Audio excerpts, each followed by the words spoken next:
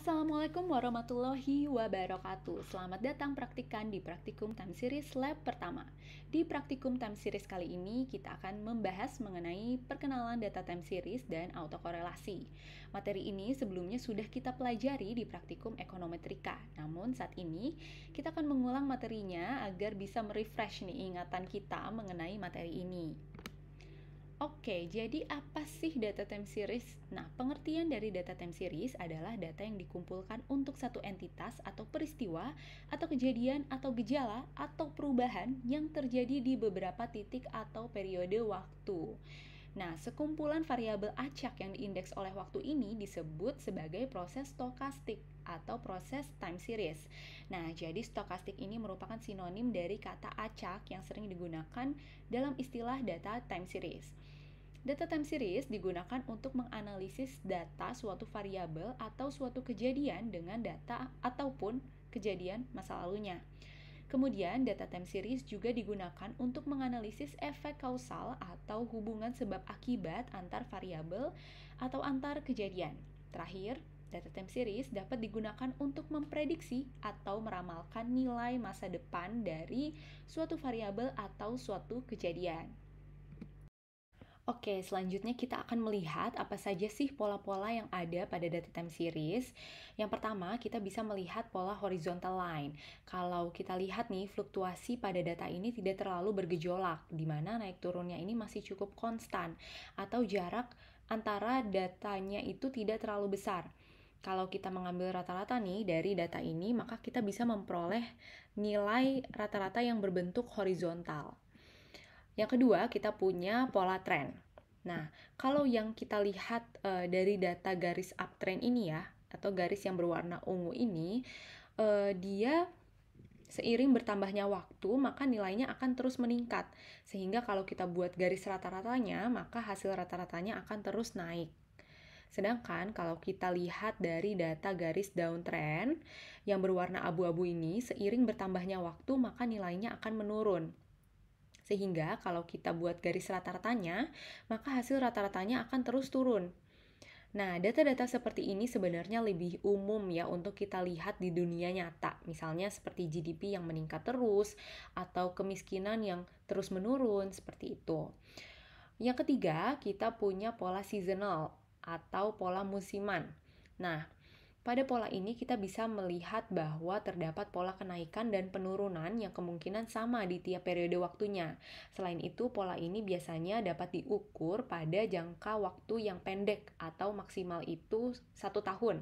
Seperti misalnya harga bahan-bahan makanan yang meningkat saat menjelang lebaran, di mana kita ketahui kalau lebaran ini terjadi setiap tahunnya, sehingga kita bisa lihat bahwa terdapat pola kenaikan pada waktu tersebut. Yang keempat, kita punya pola siklus. Nah, pada pola ini kita juga bisa melihat pengulangan pada waktu-waktu tertentu, tapi bedanya dengan pola musiman adalah pola ini memiliki jangka waktu yang panjang, bisa 5 tahun, 10 tahun, bahkan sampai 1000 tahun sekalipun bisa. Nah, pola siklus ini juga dipengaruhi oleh kondisi ekonomi suatu wilayah atau bahkan kondisi ekonomi di dunia. Contohnya, pada data ini kalau kita lihat ya, datanya ini terdapat data pola resesi terhadap net income di Indonesia. Jadi resesi ini terjadi pada tahun 1980, 1998, 2004, dan di antara 2008 sampai 2009. Nah, dari sini kita bisa lihat bahwa polanya ada titik puncak, setelah itu akan ada penurunan secara drastis dari net income seperti yang ini nih. Ini ada titik puncak kemudian turun. Dan yang tahun 98 ini lebih parah, di mana ada titik puncak kemudian jatuhnya sangat parah ya. Ini sampai jatuhnya sampai minus gitu. Oke, selanjutnya kita akan membahas mengenai analisis regresi dari data time series. Pada data time series terdapat dua jenis regresi, yaitu model statis dan dinamis. Secara umum, sebenarnya kedua model ini berusaha untuk mencari pengaruh dari suatu variabel terhadap variabel lain. Untuk yang pertama, yaitu model statis, kita bisa melihat pengaruh beberapa variabel independen terhadap variabel dependen pada waktu yang bersamaan. Jadi, perubahan variabel independen pada waktu T diyakini memiliki efek langsung terhadap variabel dependen. Model ini juga dapat digunakan ketika kita tertarik untuk mengetahui trade-off antara variabel dependent dan variabel independent. Jadi misalnya contoh model yang ingin melihat pengaruh conviction rate atau tingkat hukuman atas pembunuhan, unemployment atau pengangguran, dan young male atau populasi laki-laki muda terhadap tingkat pembunuhan dalam waktu yang bersamaan. Kemudian untuk model yang kedua yaitu model dinamis. Kita ingin melihat pengaruh satu variabel independen terhadap variabel dependen dijelaskan berdasarkan time lag-nya. Lag-nya ini bisa lebih dari satu. Model ini disebut juga sebagai finite distributed lag model. Jadi misalnya contoh kita mau melihat pengaruh personal tax exemption atau pembebasan pajak pribadi terhadap tingkat fertilitas, di mana kalau kita lihat di sini untuk variabel independennya itu ada 3, namun yang berbeda hanya lag-nya saja. Di sini lag yang digunakan adalah sampai T-2 atau 2 periode sebelumnya. Jadi pada model ini ingin melihat apakah keputusan seorang untuk memiliki anak terkait dengan nilai pajak memiliki anak, seperti itu. Oke, kita lanjut ya. Kalau pada time series ini terdapat dua tipe analisis regresi, yaitu ada univariat dan multivariat. Nah, univariat ini biasanya regresi yang dilakukan dengan meregres dirinya sendiri. Jadi misalnya kita memiliki data konsumsi, maka yang akan diregresi adalah data konsumsi dengan data konsumsi di tahun-tahun sebelumnya. Nah, ini adalah contoh persamaan univariat nih, di mana kita lihat ya bahwa variabel yang digunakan adalah variabel Y saja. Yang membedakan adalah lag atau kelambanannya nih. Di sini ada T-1 dan ada T-2. Untuk metode pada univariat kita akan belajar mengenai AR atau autoregressive, MA atau moving average, ARMA gabungan dari AR dan MA pada tingkat level, serta ARIMA. Yang mana ARIMA ini adalah gabungan dari AR dan MA sama seperti ARMA, tapi yang membedakan adalah ARIMA ini berada di turunan, baik itu turunan pertama maupun turunan kedua. Oke, sedangkan untuk multivariat nih, dia biasanya dilakukan analisis regresi terhadap 2 atau lebih variabel. Dan biasanya kita dapat mencari hubungan sebab akibat atau kausalitas antar variabel. Misalnya seperti variabel GDP ini dipengaruhi oleh konsumsi, investasi, government spending, dan net export. Nah, ini kalau misalnya kita lihat persamaannya ya, dia ada dua nih. Ada Y1 dan ada Y2. Nih, di sini ada Y1 dan ada Y2. Begitu. Nah, untuk metode yang digunakan pada multivariat itu ada ARCH atau Autoregressive Conditional Heteroskedasticity, kemudian ada GARCH, Generalized Autoregressive Conditional Heteroskedasticity, kedua ada VAR atau Vector Autoregression, dan terakhir ada VSEM atau Vector Error Correction Model. Nanti kita akan mempelajari seluruh metode-metode ini di lab praktikum selanjutnya. Dalam mengolah data time series akan terdapat beberapa tantangan yang akan kita hadapi seperti spurious regression, stasionaritas, dan autokorelasi. Jadi, apa itu spurious regression? Spurious regression atau regresi palsu adalah regresi yang memberikan bukti statistik atau memberikan hasil yang menyimpang dari kenyataan yang ada tentang hubungan linear antara variabel independen karena data yang digunakan belum konstan atau belum stasioner sehingga hasil dari regresi tidak valid. Terus bagaimana sih cara mendeteksi adanya spurious regression ini? Caranya kita bisa lihat nih pada nilai tes statistik. Kalau nilai tes statistiknya ini tinggi sehingga kita menolak hipotesis beta sama dengan 0, atau kalau kalian ingat nih materi tentang hipotesis testing di mana kalau menolak H0 yang mana beta sama dengan 0, maka terdapat hubungan yang signifikan antara variabel independen dengan variabel dependen. Selain itu, kalau nilai R-square-nya tinggi, misalnya sampai lebih dari 85%, meskipun kalau kita lihat trennya ya, kedua variabel ini tidak berhubungan sama sekali. Misalnya GDP naik tapi konsumsi turun, seperti itu. Kemudian kita lihat juga nih nilai Durbin-Watson. Kalau nilainya rendah sedangkan R-square-nya tinggi, ini bisa menjadi indikasi adanya spurious regression. Lalu kalau kita lihat nilai rata-rata atau mean-nya konstan, tapi variansnya tidak konstan. Nah, ini adalah cara-cara untuk mendeteksi spurious regression. Terus, apa sih konsekuensi dari spurious regression ini? Kalau terjadi spurious regression, maka hasil yang kita peroleh ini tidak mencerminkan data yang sebenarnya yang ada di populasi. Kemudian hasil regresinya sudah bisa dipastikan salah. Lalu hasil peramalan atau forecastingnya juga akan salah. Maka hasil kesimpulan yang kita peroleh tidak sesuai dengan keadaan yang sebenarnya. Terakhir, dua variabel yang seharusnya tidak terikat menjadi terikat, seperti contoh yang mana GDP meningkat tapi konsumsi turun, dan kalau kita regresikan hasilnya itu signifikan dan mempengaruhi satu sama lain, maka hasil yang kita peroleh akan salah, seperti itu. Oke, selanjutnya kita akan membahas mengenai stasionaritas. Jadi kita udah sempat bahas juga ya, kalau spurious regression ini bisa terjadi karena data yang digunakan belum konstan atau belum stasioner. Jadi sebenarnya apa sih stasionaritas itu? Stasionaritas adalah keadaan di mana data-data time series sudah konstan terhadap waktu. Syarat di mana data itu sudah stasioner adalah ketika sudah konstan dalam mean atau rata-rata, di mana rata-rata yang diharapkan dari Y ini sudah konstan. Yang kedua adalah konstan dalam variance. Jadi kerapatan atau sebaran dari fluktuasi data ini sudah konstan. Dan yang ketiga adalah konstan dalam covariance. Jadi covariance ini adalah hubungan antara data periode sekarang dengan data periode lainnya. Nah, seperti itu. Biar lebih kebayang nih stasioner itu kayak gimana, kita lihat contohnya ya. Untuk gambar grafik A, dia sudah stasioner di rata-rata dan varians. Kenapa? Karena kalau kita lihat nih, fluktuasi datanya dia sudah konstan. Dan kalau kita ambil nilai rata-ratanya juga, dia sudah konstan dan atau dia sudah berbentuk horizontal gitu. Nah, ini adalah contoh grafik yang kita harapkan saat melakukan uji stasionaritas. Walaupun di dunia nyata, jarang atau mungkin hampir gak ada ya data yang sesempurna ini.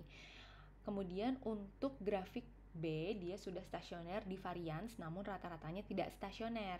Kalau kita lihat nih di sini, rata-ratanya terus meningkat seiring dengan bertambahnya waktu, sedangkan variansnya dia sudah konstan karena kerapatan atau sebaran dari fluktuasi data dia sudah konstan. Lalu untuk gambar grafik C, dia sudah stasioner di rata-rata, namun variansnya tidak stasioner. Di sini grafik untuk rata-ratanya dia sudah konstan, tidak menunjukkan adanya tren. Sedangkan variansnya ini belum konstan karena kerapatan atau sebaran dari fluktuasi datanya seiring bertambahnya waktu itu semakin melebar gitu. Terus yang terakhir nih grafik D, dia belum stasioner di rata-rata dan variansnya. Di sini grafik untuk rata-ratanya semakin meningkat seiring dengan berjalannya waktu, dan varian ini juga belum konstan karena seiring bertambahnya waktu kerapatan atau sebaran dari fluktuasi datanya ini semakin melebar gitu. Lalu ada beberapa cara nih untuk mendeteksi stasionaritas. Yang pertama, menggunakan grafik biasa. Grafik ini bisa dilakukan untuk memeriksa apakah ada tren atau tidak. Kemudian yang kedua, menggunakan Augmented Decay-Fuller Test atau ADF test. Tes ini akan kita gunakan terus nih di lab praktikum selanjutnya karena ADF test ini sudah cukup lengkap menghasilkan data statistik yang kita butuhkan. Jadi untuk materi ini praktikan diharapkan ya untuk memahami betul bagaimana cara melakukan ADF test. Lalu yang ketiga, menggunakan grafik correlogram atau autocorrelation function. Untuk cara ini nanti kita akan belajar di praktikum lab selanjutnya. Terakhir, menggunakan Philip-Perron test. Untuk di praktikum ini kita tidak akan menggunakan tes ini ya. Kita akan lebih banyak menggunakan ADF test, seperti itu. Berikut ini adalah hasil uji stasionaritas menggunakan grafik. Pada uji ini kita hanya melihat tren yang ada pada data. Nah, jadi nanti praktikan tinggal memasukkan komen TS line dan nama variabelnya. Misalnya aku mau melihat grafik GDP, maka aku tinggal menuliskan komen TS line GDP. Nanti hasilnya akan keluar seperti ini. Untuk grafik yang sebelah kiri ini, dia tidak stasioner ya, karena terdapat tren positif atau rata-rata data GDP ini meningkat terus seiring bertambahnya waktu. Sedangkan untuk grafik yang sebelah kanan, kita bisa lihat bahwa datanya sudah stasioner, di mana rata-ratanya sudah berbentuk horizontal. Oke, kita lanjut cara mendeteksi stasionaritas menggunakan metode Augmented Diffuller Test atau ADF Test. Nah, untuk uji ini kita perlu menguji satu persatu nih setiap variabel yang akan kita gunakan pada regresi. Misalnya kita punya 3 variabel seperti variabel GDP, konsumsi, investasi. Maka kita harus melakukan uji untuk ketiga variabel tersebut satu persatu. Nah, untuk hipotesis pada uji ini adalah H0 variabel tidak stasioner atau mengandung unit root, HA variabel stasioner tidak mengandung unit root. Kemudian untuk uji kriterianya kita bisa menggunakan alpha 1% atau 5% atau 10%. Maka jika Buchanan p-value kurang dari alpha maka H0 ditolak, sedangkan jika Buchanan p-value lebih besar dari alpha maka H0 tidak dapat ditolak. Nah, untuk nilai p-value-nya nanti akan ditampilkan oleh Stata ketika kita menggunakan komen Diffuller untuk ADF test.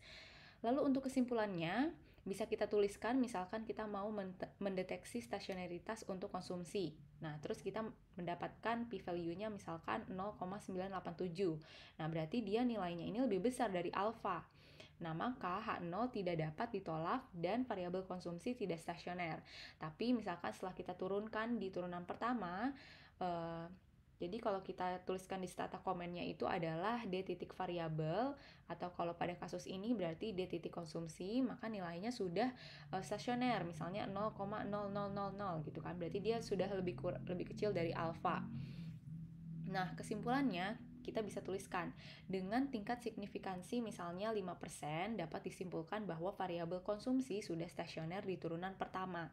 Kalau ternyata misalnya kita punya 3 variabel dan ketiga-tiganya sudah stasioner di tingkat level, di kesimpulan kita bisa tuliskan saja nih bahwa semua variabel sudah stasioner di tingkat level, atau misalnya semua variabel sudah stasioner di turunan kedua. Nah, maka kita tinggal ganti-ganti aja.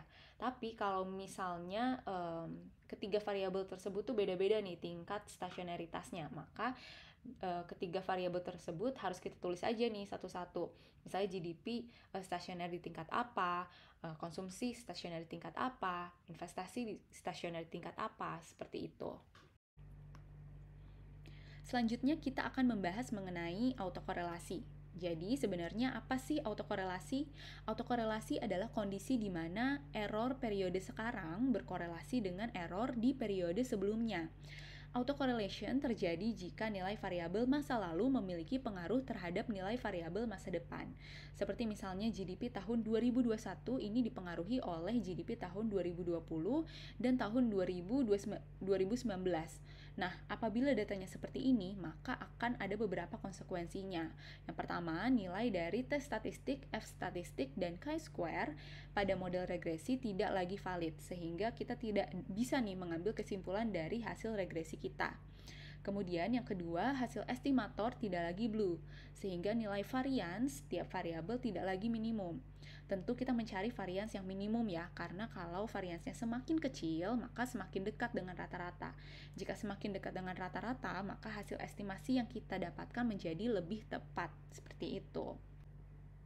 Oke, jadi ada dua cara nih untuk mendeteksi autokorelasi. Cara yang pertama yaitu menggunakan Durbin-Watson test. Nah, untuk hipotesisnya H0 di dalam model tidak terdapat masalah autokorelasi dan HA di dalam model terdapat masalah autokorelasi. Nanti, ketika kita sudah melakukan regresi dan menuliskan komen untuk dewa tesnya, akan muncul nih nilai D Watson.